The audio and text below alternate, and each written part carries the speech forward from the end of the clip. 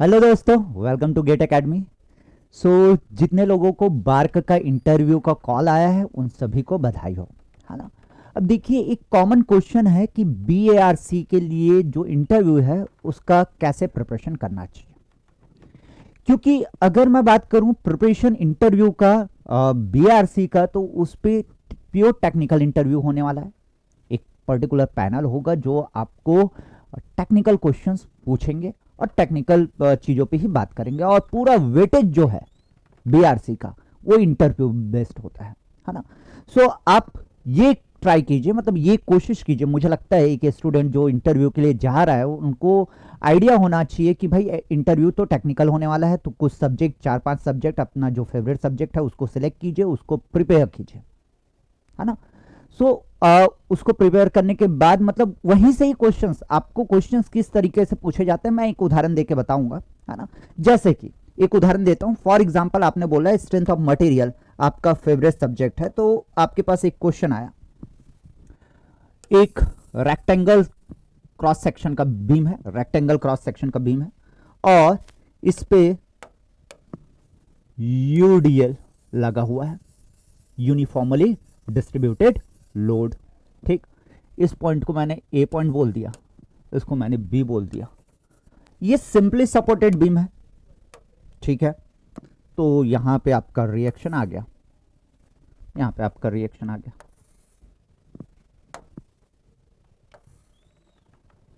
ठीक है भाई, ठीक है।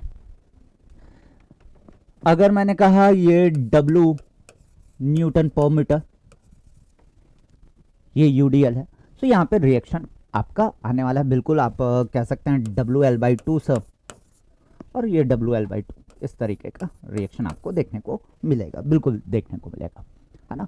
और इसका एल क्या है, लेंथ है पूरे बीम का। बीम का क्रॉस सेक्शन कैसा है, क्रॉस सेक्शन आप देख सकते हैं रेक्टेंगल क्रॉस सेक्शन है।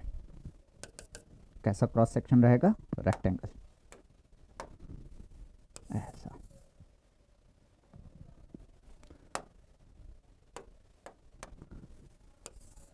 ये उसके सेंट्रॉइडल एक्सिस है, लेट अस अज्यूम, ठीक है। सो देखिए, आप आपने बोला आपका favourite subject strength of material है, फॉर एग्जांपल, है ना। आपको क्वेश्चन शुरू किया गया कि draw a simply supported beam, उस पे यूडीएल है पूरा लेंथ पे, जिसका लेंथ क्या है, एल है।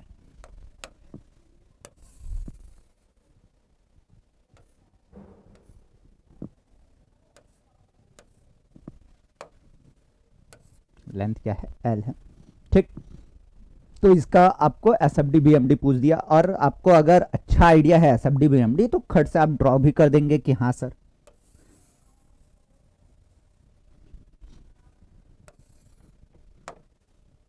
जैसे इसका S F D B M D हम बात करते हैं, इसका शेयर फोर्स ड्रॉ कर देते हैं।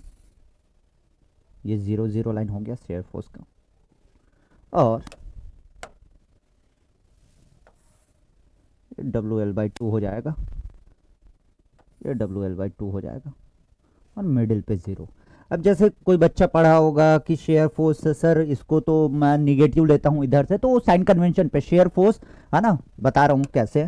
क्या कई स्टूडेंट को ये आइडिया भी नहीं होगा कि भाई शेयर फोर्स ऐसा भी हो सकता है और ऐसा भी हो सकता है। ये कौन सा पॉइंट है, ये मिड स्पेन है, ये आपका मिड स्पेन है, ठीक है। मिडिल पॉइंट है ये इसको मैंने सी बोल दिया, ठीक। सो ये आपका शेयर फोर्स डायग्राम हो जाएगा। ये shear force S F D हो गया, जिसपे आप देख सकते हैं मिडिल में क्या है, 0 है शेयर फोर्स, और आपका इंड में शेयर फोर्स क्या है, मैक्सिमम है। क्लियर, ठीक। साथ के साथ कोई बच्चे ये बोलेगा कि सर ये नीचे आना चाहिए, ये ऊपर जाना चाहिए, तो वो साइन कन्वेंशन पे होता है बेटा, है ना, उसका आपको चिंता नहीं करना है। शेयर फोर्स आपके साइन कन्वेंशन पे डिपेंड करेगा, बेंडिंग मोमेंट सेम बनेगा, उस पर कोई वेरिएशन नहीं देखने को मिलेगा। शेयर फोर्स में वेरिएशन देखने को मिल सकता है। सो ये नीचे भी हो सकता है, ये ऊपर भी हो सकता है, डिपेंड्स, उसका कोई दिक्कत नहीं। उनको बता देना कि सर मैंने इस तरीके का, अगर वो पूछते हैं, क्योंकि वो इस तरीके का सवाल नहीं पूछेंगे, सवाल तो अब शुरू होगा। आपने एस एफ डी ड्रॉ किया, ये क्या है, शेयर फोर्स डायग्राम। अगर मैं इसका बी एम डी ड्रॉ करने बोलूंगा,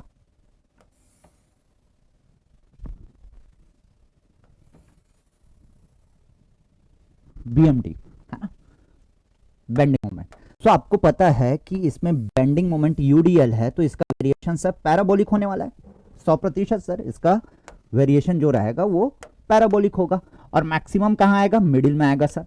उसका वैल्यू भी हो सकता है आपको कैलकुलेट करने बोल दे, है ना। मैक्सिमम कहाँ आने वाला है, मिडिल में आने वाला है। यहाँ पे शेयर फोर्स आपका साइन चेंज कर रहा है और ये इस तरीके से वेरी करेगा,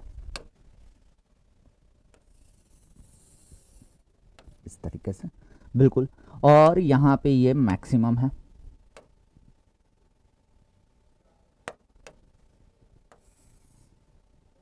इसकी वैल्यू कैलकुलेट कर सकते हो, कोई बड़ी चीज नहीं है। बेंडिंग मोमेंट मैक्सिमम यहाँ पे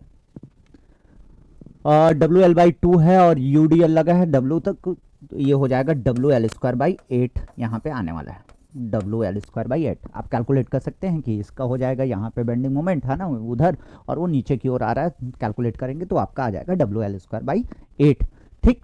सो ये मैक्सिमम बेंडिंग मोमेंट होगा। सो ये तो हुआ सिंपली आपका एस एफ डी और बी एम डी ड्रॉ करने के लिए। तो आप बोलेंगे सर ऐसा ही क्वेश्चन पूछा जाता है, बिल्कुल ऐसा क्वेश्चन पूछा जाता है, लेकिन अब इस पे और बातें होंगी। किस तरीके की बातें पॉसिबल है, वो आपको ये पूछ सकते हैं कि भाई ये जो बीम है इस पे ये बताइए कौन सा सबसे क्रिटिकल पॉइंट होगा। क्रिटिकल पॉइंट मतलब ऐसा कौन सा पॉइंट या ऐसा कौन सा जगह है जो बीम में सबसे पहले फेल होगा। सो ऑब्वियसली आप अगर पढ़े होंगे स्ट्रेंथ ऑफ मटेरियल तो आपको आइडिया होना चाहिए कि जो बीम है वो मैक्सिमम बेंडिंग मोमेंट जहां पे आ रहा है वहां पे मैक्सिमम बेंडिंग स्ट्रेस डेवलप करेगा, क्योंकि इसका क्रॉस सेक्शन यूनिफॉर्म है, यूनिफॉर्म क्रॉस सेक्शन है ना, रेक्टेंगल।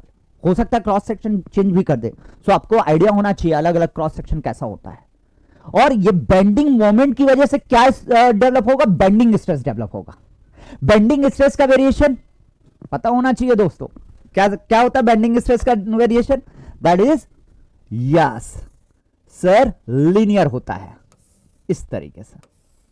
अगर मैं बात करूं और आपका सिमेट्रिक सेक्शन है, सिमेट्रिक सेक्शन है तो ये ऐसा कुछ होगा और ये न्यूट्रल एक्सिस पे आपका जीरो होगा, यहां पे यहां पे यहां पे जीरो होगा सिमेट्रिक सेक्शन, ठीक। ये यहां पे मैक्सिमम होगा बेंडिंग स्ट्रेस, यहां पे मैक्सिमम होगा। सो ये किसका है, ये bending stress distribution, bending stress, ठीक। इसके अलावा शेयर स्ट्रेस, भाई शेयर फोर्स आ रहा है तो शेयर फोर्स की वजह से शेयर स्ट्रेस भी होगा, बिल्कुल सर। और शेयर स्ट्रेस डिस्ट्रीब्यूशन कैसा होगा, शेयर स्ट्रेस डिस्ट्रीब्यूशन होता है आपका पैराबोलिक,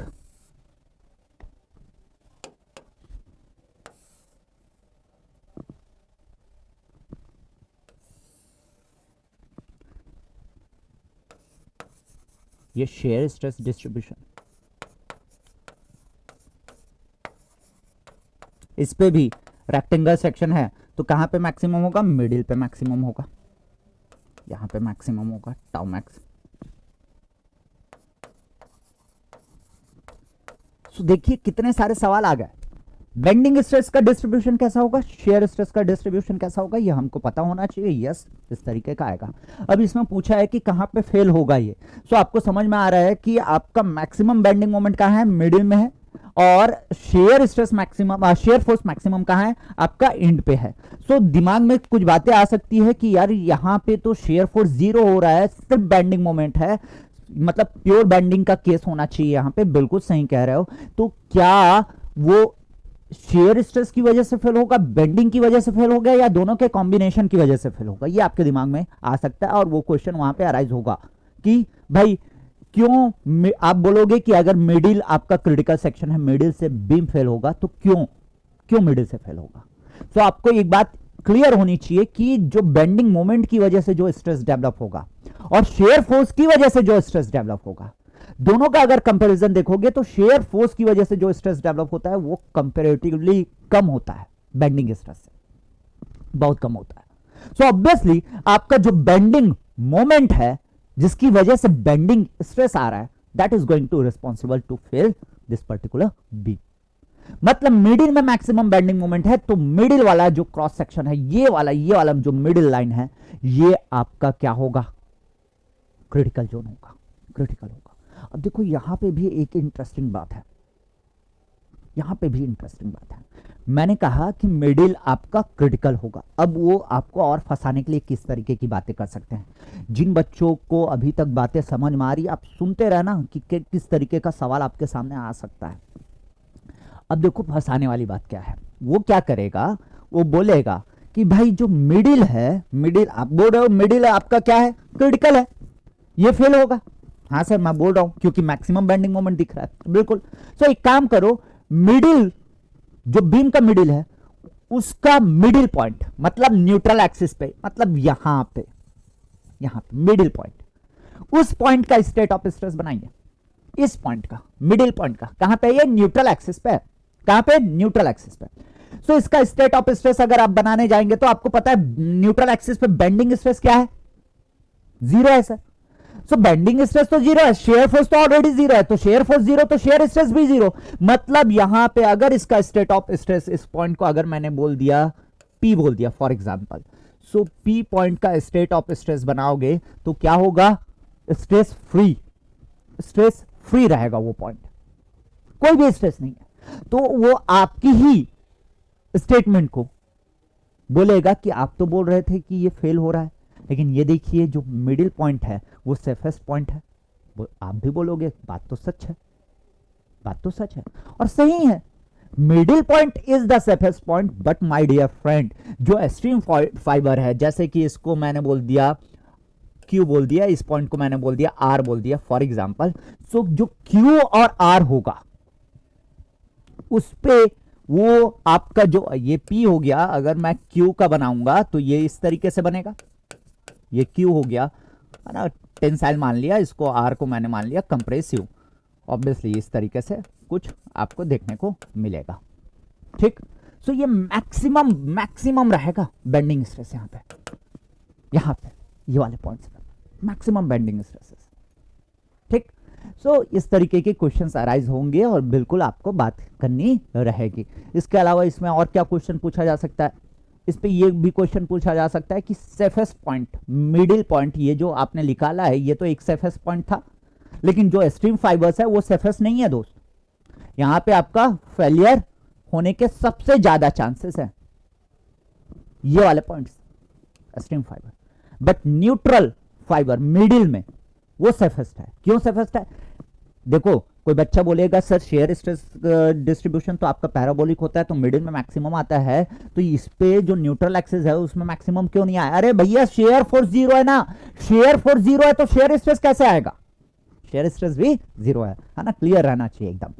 अब देखिए यहां पे इसके अलावा सेफेस्ट पॉइंट और कौन सा हो सकता है, बड़े ध्यान से अगर आप देख पाएंगे तो ये जो आपका इंड पॉइंट है यहां पे, अगर मैंने ये वाला लाइन यहां पे मिडिल और ये इंड, ठीक, ये आपका टॉप फाइबर, ये middle that is your neutral पे, और ये आपका बॉटम फाइबर, 3 पॉइंट दोनों तरफ और बना दिया।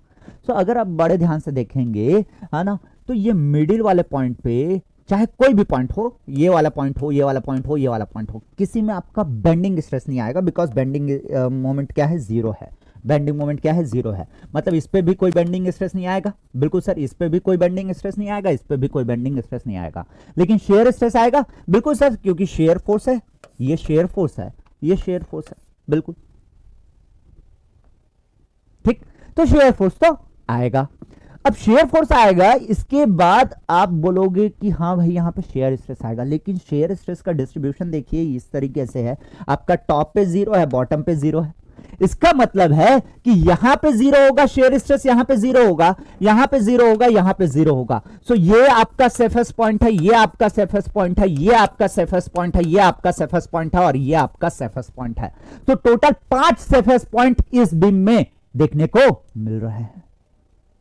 और आपका क्रिटिकल पॉइंट कौन सा हो गया, ये क्रिटिकल पॉइंट है, ये क्रिटिकल पॉइंट है। So this is the analysis of a question. ऐसा नहीं है कि ये किसी किताब में आपको मिलने वाला है, ये आप अगर मेरी पूरी बातों को सुने होंगे तो आप कनेक्ट कर पाए होंगे कि हां भाई ये सारी चीजें तो मुझे पता थी, सिर्फ और सिर्फ एक प्लेट में परोसा गया है। सो ऐसे ही क्वेश्चन आपको देखने को मिलेंगे, ऐसे ही क्वेश्चन, इसको और खींचना रहेगा, ये सारे जवाब आपने दिया, और इस क्वेश्चन को और खींचना रहेगा तो इसमें डिफ्लेक्शन में पहुंच जाएंगे कि मैक्सिमम डिफ्लेक्शन कहां होगा, मिडिल में होगा। ये तो डायरेक्ट खैर स्टैंडर्ड केस है, 5/384 है ना, WL⁴EI यही होगा ना। सो वो आपका क्या हो जाएगा, मिडिल पे डिफ्लेक्शन हो जाएगा। इसका आपको पूछ देगा स्लोप क्या होगा, सो आपका यहां पे स्लोप, यहां पे स्लोप, मिडिल में स्लोप 0 होगा, यहां पे मैक्सिमम होगा, यहां पे मैक्सिमम होगा।